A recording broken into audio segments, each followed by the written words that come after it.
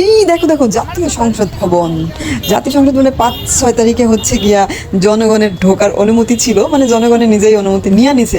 এখানে নর্মালি ঢোকার কোনো পারমিশন নাই, অনেক দূর থেকে দেখতে হয়।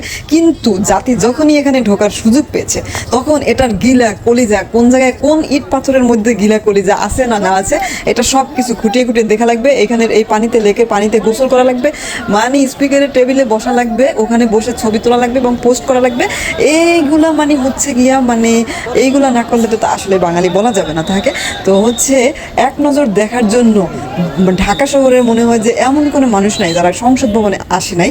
যাই হোক, যা খুব কম মানুষই আছে দূর দূরান্তে যারা আসতে পারে নাই। কিন্তু এই 2 দিন হচ্ছে গিয়া, প্রথম দিন আমাকে অন্য একজনে ইনফরমেশন দিয়েছেন যে কি পরিমাণ ভিড় ছিল জনগণের। আর দ্বিতীয় দিন আমি নিজে গিয়েছিলাম দেখার জন্য। অবশ্য আমারও সামনে থেকে খুব ইচ্ছে করেছিল একটু দেখার জন্য, যে যাই একটু সংসদ ভবনটা কাছ থেকে দেখে আসি।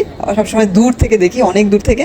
তো যাই হোক, অবশেষে এটার ভেতরে আসলাম এবং খুব কাছে থেকে দেখলাম। আর দেখলাম যে বাঙালি এটার প্রত্যেকটা ইট পাথরের কলিজার মধ্যে ঢুকে কিভাবে এটার পরীক্ষা নিরীক্ষা পর্যবেক্ষণ করিতেছেন।